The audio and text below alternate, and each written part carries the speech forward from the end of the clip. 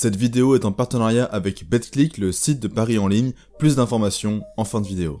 Salut l'équipe, c'est l'Ovaliste. Les Bleus se déplacent à Murrayfield samedi après-midi pour affronter les Écossais. Dans le tournoi, pour moi, c'est ce match qui peut s'avérer être le match piège au vu des conditions potentiellement difficiles, avec l'atmosphère aussi qu'on connaît qui est très particulière à Murrayfield, et surtout au vu de la qualité de l'équipe d'Écosse qui a montré face aux Anglais qu'ils peuvent être dominés pendant les 2 tiers du match sans pour autant céder et finalement remporter la victoire. Après, faut aussi nuancer en rappelant que les Écossais ont pas mal d'absents, notamment Johnny Ritchie qui s'est blessé contre l'Angleterre, mais également Matt Fagerson qui est sur une jambe depuis son match face au Pays de Galles, donc c'est pas sûr qu'il soit vraiment en forme, mais sinon en d'autres forfaits, il y a aussi Johnny Gray, le deuxième ligne et ex-capitaine du 15 du Chardon, ainsi que Rory Sutherland, le pilier gauche. Ouais, ça fait quand même un paquet de monde pour cette équipe d'Écosse qui n'a pas un vivier aussi profond que celui que compte la France. Donc je pense qu'il va s'agir d'une rencontre charnière dans ce tournoi 2022 pour tester un petit peu la capacité qu'auront nos Bleus à s'exporter, et donc là je me suis dit que comme c'était une semaine off, ça pouvait être intéressant de passer en revue les différentes options pour la composition d'équipe pour le 15 de France. Et donc ce qui va suivre là, c'est l'équipe que moi j'alignerais si j'étais à la place de Fabien Galtier. Et si vous avez envie de donner votre avis, comme d'habitude, tout se fait en commentaire, n'hésitez pas à écrire la composition que vous feriez pour ce match face à l'Écosse. En première ligne, je pense que l'alignement Baye, Marchand, Antonio a plus que montré satisfaction face à l'Irlande, et donc c'est tout naturellement que je la reconduirai. C'est des joueurs solides ballon en main, plutôt mobiles, Antonio un petit peu moins, mais Marchand et Baye ça court quand même pas mal. En plus ils sont pas manchots, ils savent faire jouer autour d'eux, donc pour moi c'est vraiment mes choix numéro 1. En deuxième ligne, même si je préfère Woki en troisième ligne, je le garderai dans la cage aux côtés de Paul Villemc. Je pense que c'est un attelage solide qui commence à faire ses preuves, même si j'aimerais bien revoir un jour Bernard Leroux parce que j'aime beaucoup ce joueur. Mais surtout si je laisse Woki en deuxième ligne, c'est parce que j'ai été impressionné par la performance et l'abattage défensif surtout de Jelon et Cross contre l'Irlande. Et puis maintenant, dorénavant, Aldrit en numéro 8 c'est devenu une évidence, c'est vraiment l'homme de fer du 15 de France, c'est celui qui continue de taper quand les autres n'en peuvent plus, bref, il a pas de concurrence au sein du groupe France. Pour la charnière maintenant, on a vu contre l'Irlande que la paire toulousaine Dupont-Ntamak avait repris un petit peu des couleurs, et c'est donc tout naturellement que je les ferai démarrer à nouveau. D'autant plus que je le rappelle que Mathieu Jalibert est toujours blessé, donc Ntamak est logiquement le numéro 10 titulaire. Et maintenant, avant de passer au reste des arrières qui soulèvent quand même pas mal de questions au vu de l'organisation à cause de la blessure de Villiers, je voulais d'abord vous remercier pour l'accueil que vous avez fait à ma dernière vidéo, donc le débrief de France-Irlande, et donc vous remercie d'avoir été si nombreux à vous abonner, d'avoir été si nombreux à commenter, à liker, etc.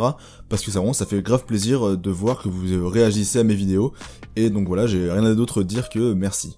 Donc je disais, pour les centres, la blessure de Villiers a quelque peu rebattu les cartes. Danty apparemment est rétabli de sa blessure à la jambe, blessure qu'il avait contractée face à l'Italie, et donc je pense que là, s'il est disponible, je l'alignerai aux côtés de Yoram Moefana, que j'ai trouvé plus que convaincant contre l'Irlande, et je pense que cette paire de centres peut vraiment faire des étincelles, sachant que les Écossais sont un petit peu diminués, ils ont pas Sam Johnson, qui est toujours blessé il me semble, donc ce sera Sionetu Polotu, qui est un petit peu moins expérimenté, et donc voilà, Danty Moefana, ça paraît assez solide. Et donc maintenant, dans le triangle des arrières, en plus de Jaminet et de Penaud qui sont maintenant des titulaires en puissance, je pense que je décalerai Gaël Fickou à l'aile, poste qu'il a plusieurs fois occupé avec brio dans le 15 de France sous l'ère Galtier. Alors pourquoi ce choix de décaler Fickou plutôt que d'aligner un ailier de formation, un pur ailier, comme Lebel ou Tao Fifenyua? Tout simplement parce que je pense que Villiers est devenu maintenant un élément clé du système Galtier, en apportant du combat sur les ailes pour provoquer des turnovers, soit en allant gratter le ballon, soit en initiant des contre-rucks, en venant asséner de gros plaquages également, mais surtout en offrant des solutions auprès des regroupements, soit directement en tant que porteur de balle, soit en tant que soutien offensif, ce qui permet de sécuriser les rucks, de garder le ballon, et donc d'assurer la continuité du jeu. Et donc Fickou est je pense ce qui se rapproche le plus de ce profil de joueur. Je trouve qu'il est intraitable en défense, et il va pouvoir apporter un petit peu de densité sur les ailes, ce qui ne sera pas de trop face au colosse sud-africain naturalisé écossais qu'est Tuhan van der Merwe. Donc voilà pour le 15 titulaire. Pour les remplaçants maintenant, en première ligne sans grosse surprise je prendrai Movaka, Gros et Bamba. En deuxième ligne Tao Fifenyua et en troisième ligne Cretin. Donc la charnière c'est bien évidemment Maxime Lucu et Thomas Ramos qui peut couvrir le poste d'arrière et d'ouvreur. Et donc j'opterai pour une disposition en 5-3, c'est-à-dire 5 avant et 3 3/4. Et j'aimerais bien en dernier remplaçant 3/4 voir le retour de Virimi Vakatawa qui je pense pourrait faire de grosses différences une fois l'heure de jeu passée. Donc voilà quelle serait ma compo si je devais choisir l'équipe pour affronter l'Écosse l'Écosse samedi prochain. Avant de conclure, je rappelle que cette vidéo est en partenariat avec Betclic, avec qui je suis affilié. D'abord, je voudrais rappeler que les paris sont réservés aux personnes majeures et que les paris peuvent comporter des risques d'endettement, d'isolement et d'addiction, et que donc un numéro là s'affiche. Si jamais vous avez besoin d'aide, n'hésitez pas à les appeler pour obtenir un soutien. Aussi, ça peut paraître bête, mais je trouve ça important de le rappeler, évitez de parier plus que ce que vous pouvez vous permettre de perdre, et gardez à l'esprit que le pari, ça doit rester un moyen de divertissement, et c'est pas un job en tant que tel, c'est pas un moyen de s'enrichir, ça doit rester quelque chose de plaisant et qui ne doit pas vous foutre dans la merde, quoi. Maintenant que ce petit disclaimer est fait, sur Betclic, les Bleus sont plutôt annoncés favoris parce qu'ils ont une cote assez basse qui est de 1,38. Alors c'est assez peu, je trouve, et personnellement, si je devais parier, je m'intéresserais plutôt aux cotes des marqueurs,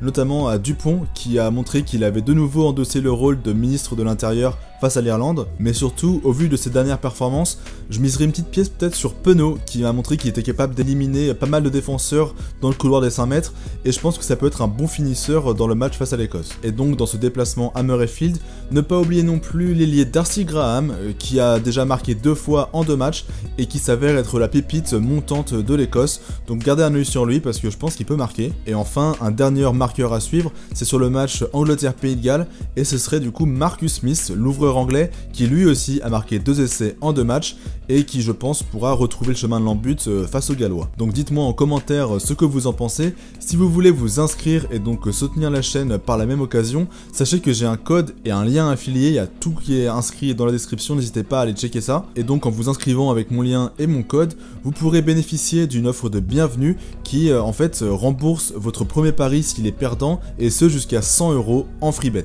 Bref, samedi ça va être un gros match, je serai sur place pour l'occasion, ça va être énorme, j'ai vraiment qu'une hâte, c'est de partir. Je vais essayer de vous faire un vlog. Pourquoi je dis essayer? D'abord parce que j'ai pas la place d'emmener tout mon matos de tournage, donc je peux pas prendre ma caméra. Je vais essayer de faire ça avec mon portable qui a une qualité vidéo pourrie. Mais bon, on verra bien ce que ça donne, ça va être vraiment un essai, et si jamais ça prend et tout, peut-être que j'investirai dans un matériel de vlog qui sera un petit peu plus adéquat pour les prochaines vidéos. Comme à chaque fois, abonnez-vous, lâchez un pouce bleu, commentez, partagez, vous êtes géniaux, merci à vous, et aussi n'oubliez pas, allez les Bleus, je vous dis à la prochaine, bye l'Ovalie.